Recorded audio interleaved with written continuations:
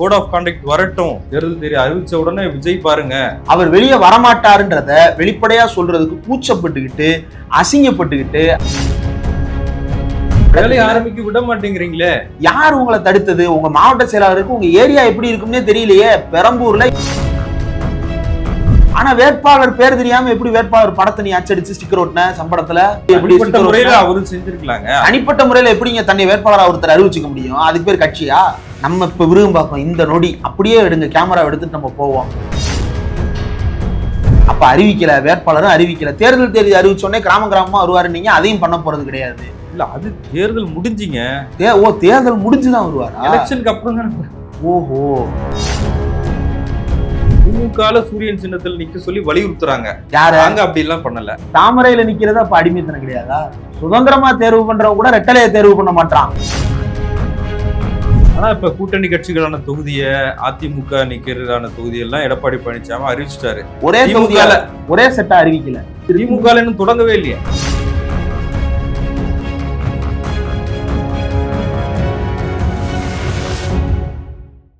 South beat அன்பு உறவுகளுக்கு வணக்கம். நான் ஃபெலிக்ஸ் இன்பஒளி. இந்த நேர்காணலில் நாம் சந்திக்க இருப்பவர் ஊடகவியலாளர் திரு இந்திரகுமார் தேரடி அவர்கள். வணக்கம். தாவேகா தலைவர் விஜய் ஒரு பரப்புரை மேற்கொள்றதுக்காக அனுமதி கேட்டிருந்தாரு தேர்தல் ஆணையத்துக்கிட்ட. ஆனால் அவங்க அனுமதி வழங்கலை.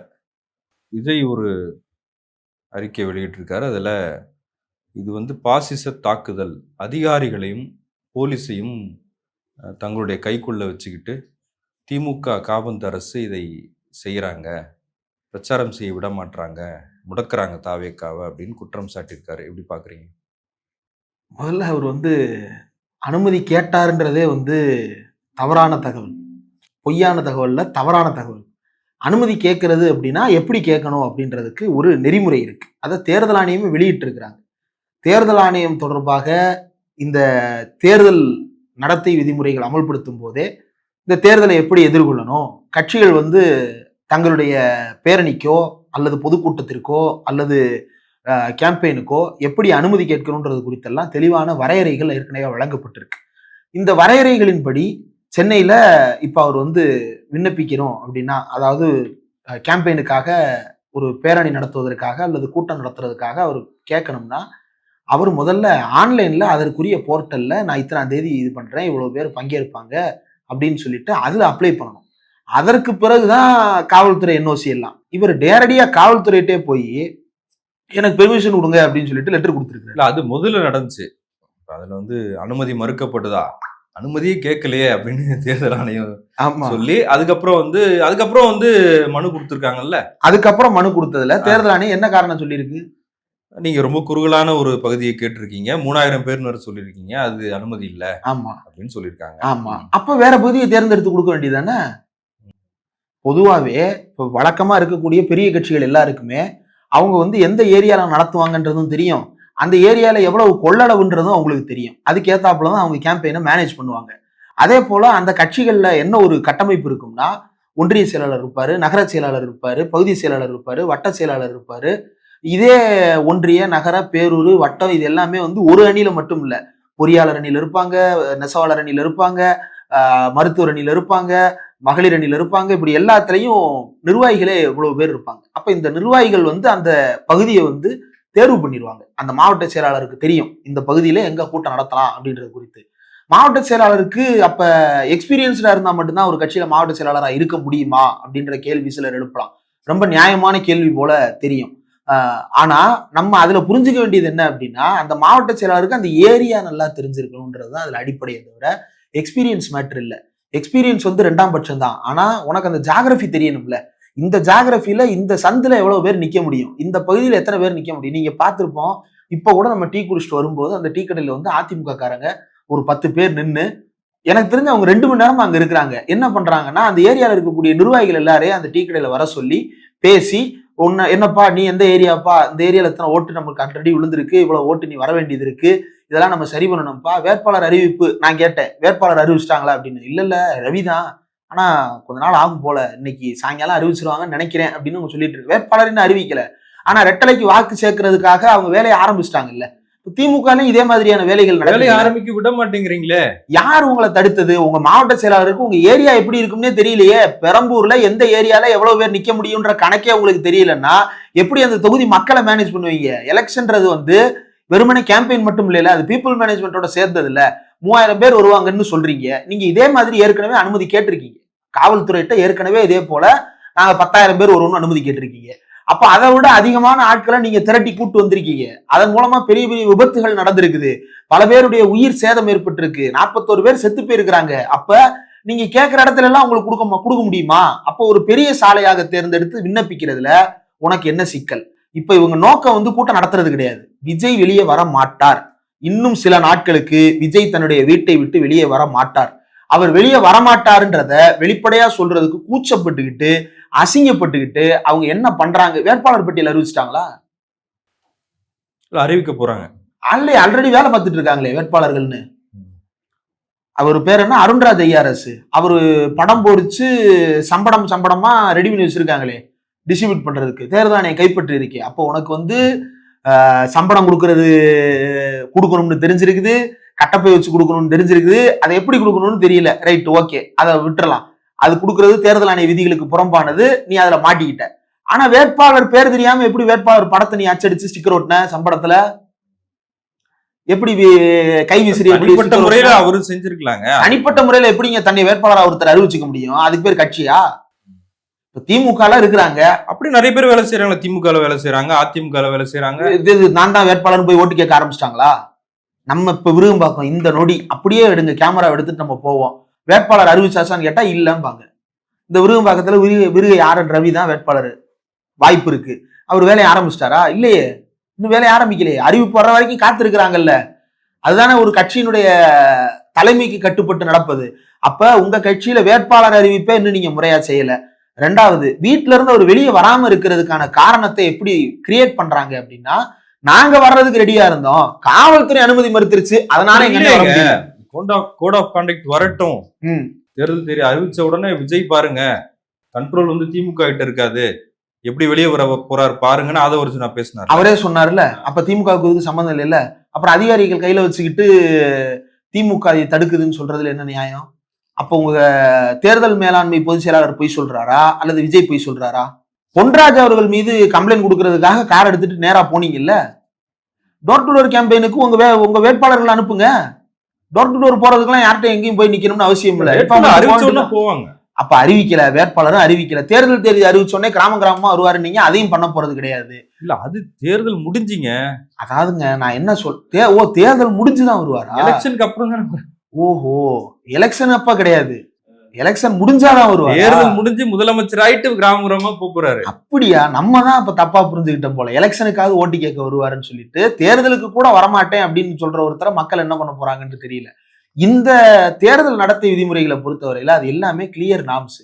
இது வரைக்கும் எனக்கு தெரிஞ்சு எந்த கட்சியில இருந்தும் இவ்வளவு அதிமுக இருக்கிறாங்க. அதிமுக ஸ்ட்ராங்கா இருக்கு பல தொகுதிகள்ல. அங்க இவ்வளவு நெருக்கடி கொடுக்கல. எடப்பாடி பழனிசாமி கேம்பெயின் போறாரு. எடப்பாடி பழனிசாமி கேம்பெயின் யாராவது தடுத்தாங்களா? அங்க அவ்வளவு கூட்டம் வராது இல்ல. ஏன் கூட்டம் வராது? விஜய் பாக்குறதுக்கான வராங்க. விஜய் பாக்குறதுக்கு எவ்வளவு பேர் வர்றாங்க? ஆயிரக்கணக்கில் வர்றாங்கன்னு சொல்றாருல்ல. இவரு கமிஷனர் ஆபீஸ் கம்ப்ளைண்ட் கொடுக்க போனார்ல, யாராவது வந்தாங்களா? அது சொல்லாம போயிட்டாருங்க. சரி, கல்யாணத்துக்கு போனாரு, ஏஜிஎஸ் கல்யாணத்துக்கு யாராவது வந்தாங்களா? அட்லி வீட்டு வளகாப்புக்கு போனாரு, அங்க யாராவது வந்தாங்களா? ஏன் அங்கெல்லாம் யாரும் வரலையே, இப்படி அங்க மட்டும் ஆள் வராம இருக்கிறாங்க? அங்கேயும் அதே விஜய் தானே போறாரு, அங்க மட்டும் எப்படி ஆள் வராம இருக்கிறாங்க? ஏன்னா அங்க ஆள் திரட்டல.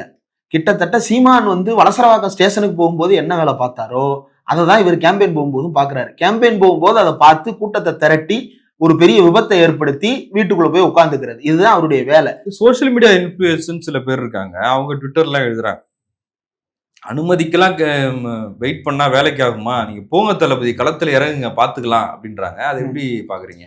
ஒண்ணு, அவர் வந்து என்ன வகையான பிரச்சாரத்துக்காக ரோட்ல இறங்க போறாருன்றது ஒண்ணு. இப்போ வந்து சாதாரணமா சாலையில வந்து வீடு வீடா போறது அப்படின்னா அதை அந்த மாவட்ட செயலாளர்கள் வந்து அப்ளை பண்ணி வீடு வீடா நாங்க போறோம் அப்படின்னு சொல்லிட்டு அதுக்கெல்லாம் வந்து தேர்தல் ஆணையம் அனுமதிச்சாதான் போகணும்னு எந்த அவசியமும் கிடையாது. டோர் டு டோர் கேம்பெயினுக்கு எந்த அனுமதிக்காகவும் நீங்க காத்துட்டு இருக்கணும்னு அவசியம் கிடையாது. அது சாதாரணமா நடக்கக்கூடிய ஒரு விஷயம்தான், வீடு வீடா போய் வாக்கு சேகரிக்கிறது. அந்த வேலையை தாவேக்க ஆரம்பிச்சிட்டாங்களா? ஏன் இன்னும் ஆரம்பிக்கல? அந்த வேலையில விஜய் தன்னை இணைத்துக் கொள்வாரா? ஏன் இணைத்துக் கொள்ள மாட்டார்? அப்ப வீடு வீடா இறங்கிலாம் நடக்க மாட்டோம். நான் வந்து ஒரு நாள்ல எல்லா தொகுதியும் முடிச்சுட்டு போயிட்டே இருப்பேன். அதுல எவன் எங்க செத்தா எனக்கு என்ன, நீ நினைப்ப எவன் எங்க செத்தா எனக்கு என்னன்னு. போலீஸுக்கு அந்த வழி இருக்கும்ல, மக்களை நீ கொன்னுட்டு போலீஸ் மேல பழிய போட்ட, போலீஸ்காரனுக்கு தானே தெரியும் எவ்வளவு பேர் வருவான் எவ்வளவு பேர் சாவான்னு. அப்ப போலீஸ்காரன் அனுமதி மறுக்கத்தானே செய்வான். அப்ப மறுக்கிறதெல்லாம் தாண்டி இப்ப அரசாங்கத்துக்கிட்ட இந்த கவர்மெண்ட் இல்ல அப்படின்றது, அதாவது காபந்து அரசாங்கத்தானே இருக்கும்னு ஆதவர்ஜுனா தானே சொல்றாரு. அப்ப காபந்து அரசாங்கம் எப்படி அந்த இதை மறுக்க முடியும்? எனக்கு தெரிஞ்சு இப்ப கமிஷனர்ல இருந்து டிசில இருந்து ஜேசில இருந்து எல்லாரையும் மாத்திடுவாங்க. ஆல்ரெடி பல மாவட்டங்கள்ல மாத்த ஆரம்பிச்சிட்டாங்க. இப்ப இங்கேயும் மாத்ததான் போறாங்க. அப்ப மாநில அரசாங்கம் நினைச்சாலும் ஒண்ணும் பண்ண முடியாது. ஆனா தேர்தல் ஆணையம் மனசு வச்சா என்னன்னாலும் பண்ணலாம். அதை எதிர்த்து ஏதாவது பேசியிருக்கீங்களா? அப்ப அந்த பாசிச தாக்குதல் சொன்னது தேர்தல் ஆணையத்தியா அப்படின்னு அவர் தெளிவுபடுத்தட்டும். எங்க இடம் இருக்குன்னே தெரியாம வச்சுக்கிட்டு இது என்னன்னா பாசிசத்தை நார்மலைஸ் பண்றது. சாதாரணமா எல்லாத்துக்கும் பாசிசத்தை துணை கூட்டு வந்து பாத்தீங்களா இதுதான் பாசிசம், பாத்தீங்களா இதுதான் பாசிசம்.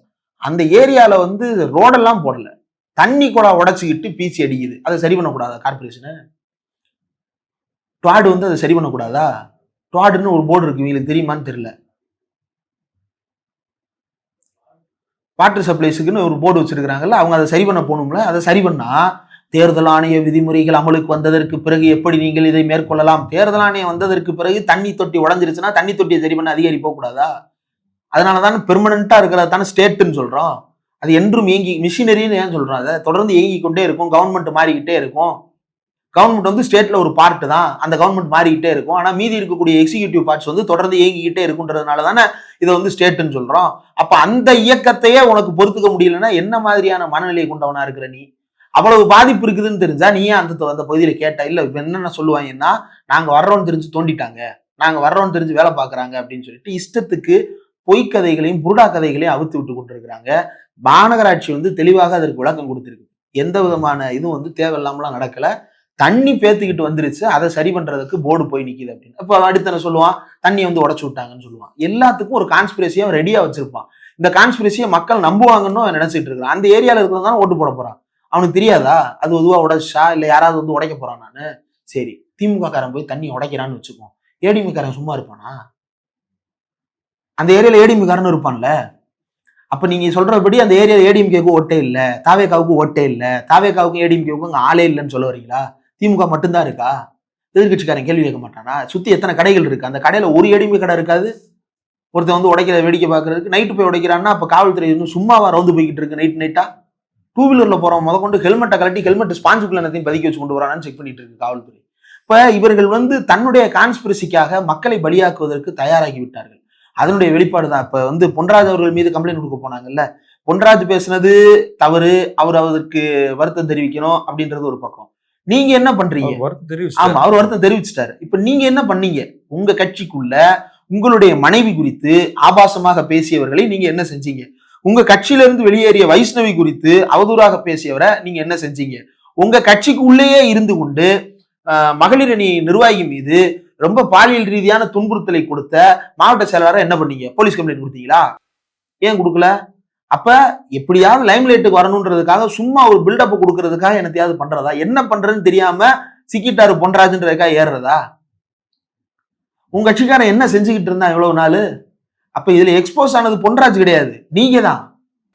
பொன்ராஜ் பேசுனதுக்கு வருத்தம் தெரிவிச்சிட்டாரு. அவர் திமுக ஆதரவாளர், அதனால திமுக வந்து இது என்ன ஒரு இதா? அவர் திமுக ஆதரவாளரா?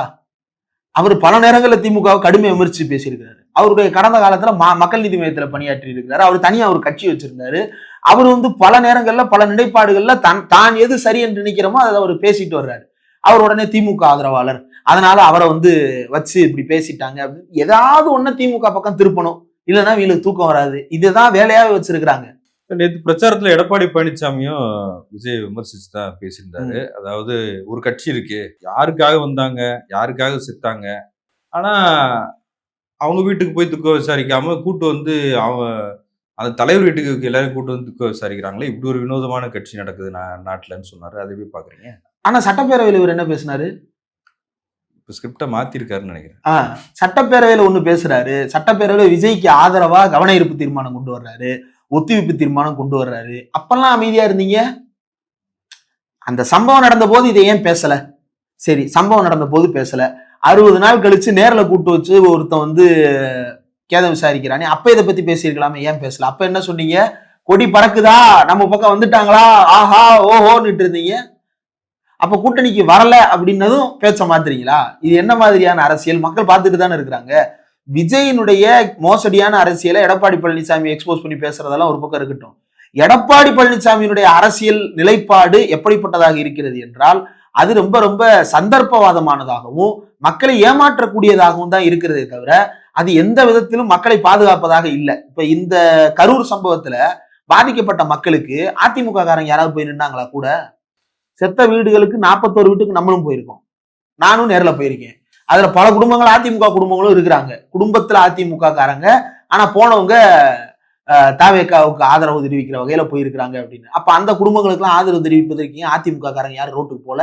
அடுத்த நாள் மருத்துவமனைக்கு போனார் எடப்பாடி. மருத்துவமனைக்கு போறதுக்கான அழுத்தத்தை உருவாக்குனது முதலமைச்சர் ஸ்டாலின். ஏன்னா அவர் ராவோட ராவா கிளம்பி போயிட்டாரு. அப்ப நம்ம என்ன பண்றதுன்னு தெரியாம இவர் கிளம்பி போனாரு. போனவர் என்ன சொன்னாரு? விஜய் கண்டிச்சு ஏதாவது பேசியிருக்காரு. காவல்துறை பாதுகாப்பு கொடுக்கல, காவல்துறை பாதுகாப்பு கொடுக்கல. அப்ப இப்ப மட்டும் இப்ப காவல்துறை விட்டுட்டு இப்ப விஜய். சரிங்க, அவங்க கூட்டணிக்கு வரல. அதான் இந்த சந்தர்ப்பவாதம் தான் இருக்கிறதுலே ஆபத்தானது. இந்த சந்தர்ப்பவாதம் தான் அவரை வந்து பாஜகவை ஏற்றுக்கொள்ள வைத்தது. இந்த சந்தர்ப்பவாதம் தான் அவர் கூட்டணியில் இருக்கக்கூடிய கட்சிகளே இரட்டை இலை சின்னத்தை விட்டு விட்டு நாங்கள் தாமரையில் போட்டியிடுகிறோம் அப்படின்னு. சுதந்திரத்தை நாங்க கூட்டணி கட்சி கொடுத்திருக்கோம் பாருங்க.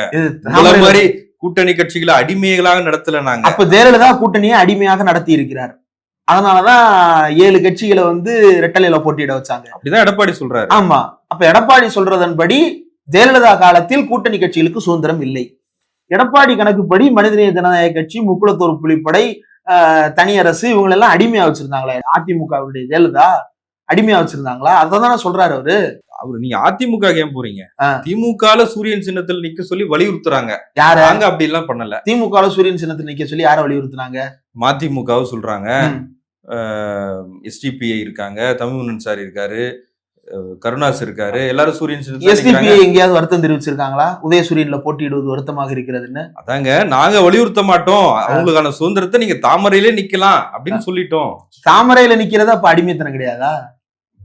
சுதந்திரமா தேர்வு பண்றவங்க கூட ரெட்டலையை தேர்வு பண்ண மாட்டான். சுதந்திரத்தை நீங்க கொடுத்துட்டீங்க, ஆனா அவங்க கூட ரெட்டலையை தேர்ந்தெடுக்கல, தாமரை தான் தேர்ந்தெடுக்கிறாங்க. ஜி.கே. வாசன்ட்ட புலம்புனீங்களாமே, 3 தொகுதியாவது ரெட்டலையில நில்லுங்க, முக்கியமான தொகுதியை வாங்கி தாமரையில நின்று தோத்து போயிடாதீங்க, தயவு செய்து ரெட்டலையில நின்னுங்கன்னு புலம்புனீங்களாமே. அப்புறம் ஏசி சண்முகம் மனசரங்கி வந்து ஒரு தொகுதி உங்க மனசுக்காக, ஒரு தொகுதி உங்களுக்கு நான் ரெட்டலையில, ஒரு தொகுதி தாமரை. அந்த ஒரு தொகுதி ரெட்டலையில யாரை இறக்கி விட்டுருக்கீங்க? சுந்தர்சியை இறக்கி விட்டுருக்கீங்க. மதுரைக்கும் சுந்தர்சிக்கும் என்ன சம்பந்தம்? அப்ப இந்த சுதந்திரம் என்பது எப்படியானதாக இருக்கிறது என்றால், இந்த சுதந்திரம் என்பது மிகுந்த அடிப்படைகளிலேயே கோளாறானதாக இருக்கிறது. அதாவது நினைச்சதெல்லாம் செய்யறது இல்ல சுதந்திரம். நான் நினைத்தது எல்லாத்தையும் செய்வேன் அப்படின்றது இல்ல சுதந்திரம். எது சரியானதோ அதை செய்வதற்கான இயல்பு இருக்கணும். அதை சுதந்திரமாக எடுத்து செய்வது வேற. ஆனா அதற்கு மாறாக பாசிசத்தை நார்மலைஸ் பண்றதுக்கான சுதந்திரம் என்றால் அப்படிப்பட்ட சுதந்திரத்தை என்னன்னு சொல்லுங்க. ஆனா இப்ப கூட்டணி கட்சிகளான தொகுதியை, அதிமுக நிக்கிறதான தொகுதியெல்லாம் எடப்பாடி பழனிசாமி அறிவிச்சிட்டாரு. ஒரே தொகுதியால ஒரே செட்டா அறிவிக்கல, பார்ட்டா தான் போடுறாரு. முடிஞ்சிருச்சு இல்ல? அதிமுகவை பொறுத்த வரைக்கும் இன்னும் முடியலையே. இல்லை, முக்காவாசி முடிஞ்சிருச்சுங்க. அதிமுக பொறுத்த வரைக்கும் முக்காவாசி முடிஞ்சிருச்சு. திமுக இன்னும் தொடங்கவே இல்லையே. திமுக முழுசா பட்டியலை வெளியிடட்டும். நீங்க பாதியா வெளியிட்டீங்க, இன்னும் முடிக்கல. ஏன் அந்த பாதியில இவ்வளவு அவசர கதியா வெளியிட்டீங்க அப்படின்னா, முதல்ல ஒரு லிஸ்ட் போட்டாரு. அதுல மிச்சமானது என்னது? கொங்கு பகுதியில ஒரு பெரிய அளவுக்கு மிஸ்ஸிங் இருந்தது. அப்ப அந்த கொங்கு பகுதியில இருந்து பல அழுத்தங்கள் வர ஆரம்பிக்குது. ஒரு பக்கம் அண்ணாமலை கோயம்புத்தூர்ல நமக்கு நினைச்ச தொகுதிகள் வேணும்னு போராட்டத்தை அறிவிக்கிறாரு. இன்னொரு பக்கம் எஸ்பி வேலுமணி வகைரா நமக்கு சாதகமானவர்களை போஸ்டிங் போடணும்னு சொல்லிட்டு அவர் ஒரு பக்கம் உள்ளுக்குள்ளே போர்க்குடி தூக்குறாரு. அப்ப இதை சமாளிக்க முடியாம அவசர கதியில நீங்க நடத்திருக்கீங்க. நேர்காணல் எப்ப நடத்தினீங்க? இப்ப திமுக 7 நாள் நேர்காணல் நடத்திருக்கு. நீங்க எத்தனை நாள் நேர்காணல் நடத்தினீங்க? எத்தனை வேட்பாளர்களை சந்திச்சீங்க? எத்தனை விருப்ப மனுக்களை வச்சு தேர்வு பண்ணீங்க? ஏதாவது உள்ள வெளிப்படைத்தன்மை இருக்கா? அது எதுவுமே இல்லையே. ஏன் இல்ல? அப்ப இது எப்படி சுதந்திர தாமதம் ஆகுதுன்றத பேச மாட்டேங்கிறீங்க. திமுக தரப்பு பொறுமையாக அறிவிக்கிறார்கள். இன்னும் வேட்புமனு தாக்கல் செய்ய பொறுமை அது. ஆமா, இன்னும் வேட்புமனு தாக்கல் நாள் முடியலையே. 30ஆம் தேதி தானே வேட்புமனு தொடங்குது. வேட்புமனு தொடங்குறதுக்கு முன்னாடி அறிவிச்சா போதுமே. இல்ல, அது தாமதம்ன்றது இல்ல, அதுல குழப்பம் இருக்கு. கூட்டணி கட்சிகள் கிட்ட வந்து சரியா 1000 விளக்கு ஏன் இன்னும் வேட்பாளர் அறிவிக்கல? 1000 விளக்கு தொகுதியில ஏன் வேட்பாளர் போடல? சென்னை மண்டலத்துல இன்னும் பல தொகுதிகளில் ஏன் வேட்பாளர் அறிவிக்கல? சவுத்துல ஏன் முக்கியமான பல தொகுதிகளை தாமரைக்கு தார வத்தீங்க? இதுக்கெல்லாம் எடப்பாடி பழனிசாமி பதில் இருக்கா? திமுக வேட்பாளர் யாருன்னு பார்த்துட்டு அதுக்கப்புறம் ஒரு வெயிட்டான வேட்பாளர் இறக்கலாம், அப்படி கூட ஸ்ட்ராட்டஜி இருக்கும்ல. அதே ஸ்ட்ராட்டஜி திமுக வச்சிருக்க கூடாதா? எடப்பாடி என்ன வேட்பாளர் போடுறாருன்னு பார்த்துட்டு எனக்கு புரியலையே. ஸ்ட்ராட்டஜினா 2 பேருக்கும் ஸ்ட்ராட்டஜி தானே. சரி, இப்ப இந்த கூட்டணி கட்சிகளுக்கு உள்ளுக்குள்ள தொகுதி உடன்பாட்டிலேயோ அல்லது வேட்பாளர் தேர்வுலையோ குழப்பங்கள் வருமானா நிச்சயம் வரத்தான் செய்யும். எப்ப அந்த குழப்பங்கள் வரும்னா, எல்லா கட்சிக்கும் ஒரு தொகுதியில ஸ்ட்ராங்கான கேண்டிடேட் இருக்கும்போது அந்த குழப்பம் வரும். ஒருத்தருக்குமே ஸ்ட்ராங்கான கேண்டிடேட் இல்லைன்னா குழப்பம் வராது, சாதாரணமா அறிவிச்சுட்டு போலாம். இப்ப நாம் தமிழர்லாம் 1.5 வருஷம் முன்னாடி அறிவிக்க ஆரம்பிச்சிட்டாப்ல. அவருக்கு என்ன பிரச்சனை? அவர் அந்த மாவட்ட செயலாளர்கிட்ட ஒரு டீலிங், இந்த மாவட்ட செயலாளர்கிட்ட ஒரு டீலிங், ரெண்டுக்கும் பாதுகாப்பா ஒரு டீலிங்கை போட்டு நடுவில் ஒரு வேட்பாளர் பேரை போட்டு போய்கிட்டே இருக்கிறாரு. அந்த மாதிரி வேட்பாளரை யாருனாலும் அறிவிக்கலாம். ஒரு 20 பேர் சொல்ல முடியுமா நம்மளால? நாம் தமிழர் கட்சியில வேட்பாளர்களை யாருன்னே தெரியாது. யாருன்னே தெரியாதுன்னா நோமேன் நிப்பாட்ட கூடாதுன்னு கிடையாது. ஆனா அவர்கள் எப்படிப்பட்ட குற்றப்பின்னணி கொண்ட பல பேர் நாம் தமிழர் கட்சியில வேட்பாளராக இருக்கிறாங்க. வேண்டாம், பாலியல் குற்றச்சாட்டுல ஈடுபட்டவங்க நாம் தமிழர் வேட்பாளராக இருக்கிறாங்கல்ல. அதை வச்சுக்கிட்டு ஒரு பெண்களுக்கு நான் 50 இடம் கொடுக்குறேன், 60 இடம் கொடுக்குறேன் அப்படின்னு இவர் பேசுறாரு. இப்ப வேட்பாளரை அறிவிக்கும் போது சிக்கல் வருது அப்படின்னா அப்ப அவ்வளவு ஸ்ட்ராங்கான கேண்டிடேட்ஸ் இருக்கிறாங்கன்னு அர்த்தம். ஒரு தொகுதிக்கு சிபிஎம்மும் போட்டியிடுது, காங்கிரஸும் போட்டியிடுது, திமுகவும் போட்டியிடுதுன்னா 3 கட்சியுமே அங்க பலமா இருக்கிறாங்கன்னு அர்த்தம். 3 கட்சியுமே பலமா இருக்கிற தொகுதியில யாரு நின்னாலும் வேலை பார்ப்பாங்க. ஆனா உங்க கட்சியில அப்படியா? அப்ப மதுரை மத்திய தொகுதியை புதிய நீதி கட்சிக்கு ஒதுக்கி விட்டுருக்கீங்க. அப்ப அந்த களத்துல 10 வருஷமா ஒருத்தர் வேலை பார்த்துட்டு இருந்திருப்பான்ல. நம்ம எப்படியாவது பிடிஆர் அடிச்சிடலாம் அப்படின்னு சொல்லிட்டு அதிமுக காரன் வேலை பார்த்துருப்பான்ல, அவன் என்னவா? ஏன் அங்க சண்டையே வரலையா? போய் கேட்டா தெரியும் என்ன சண்டை நடந்துச்சு, யார் யாருக்காக சண்டை நடந்துச்சுன்றதெல்லாம் பின்னாடி தெரிய வரும். அப்போ ஒரு தொகுதியில எல்லாரும் பலமா இருக்கும் போது அங்க பேச்சுவார்த்தையில உரசல் வருமானா வரும். அப்படி வருவதுதான் இயற்கை. அப்படி வரல அப்படின்னா ஏதோ பிரச்சனை இருக்குன்னு அர்த்தம். இல்லைன்னா அந்த கட்சிக்கு அங்க இருப்பே இல்லைன்னு அர்த்தம். அப்படி இருப்பே இல்லாததால் தான் எடப்பாடி பழனிசாமியால சுதந்திரமாக பல தொகுதிகளில் வேட்பாளர் அறிவிக்க முடிகிறது. ரொம்ப தாராளமாக பல தொகுதிகள் அதிமுகவின் மாவட்ட செயலாளர்களும் திமுகவின் சிட்டிங் அமைச்சர்களும் உட்கார்ற தொகுதிகளை ரொம்ப சாதாரணமாக நீ வச்சுக்கப்பா, தமிழ் மாநில காங்கிரஸ் உனக்கு இல்லாததா, அமமுக உங்களுக்கு இல்லாததா அப்படின்னு இஷ்டத்துக்கு வாரி வழங்கி இருக்கிறாரு. ஏன் கஷ்டமான தொகுதிகள் எல்லாம் அவர் ஸ்கிப் அடிச்சிருக்கிறாரு. பல முக்கியமான தொகுதிகளை தார வத்திருக்கிறாரு. திமுகவுக்கு ஏடிஎம்கே நின்னா டஃப் ஃபைட் இருக்கலாம்னு நினைக்கிற தொகுதிகளை எல்லாம் தார வத்திருக்கிறாரு.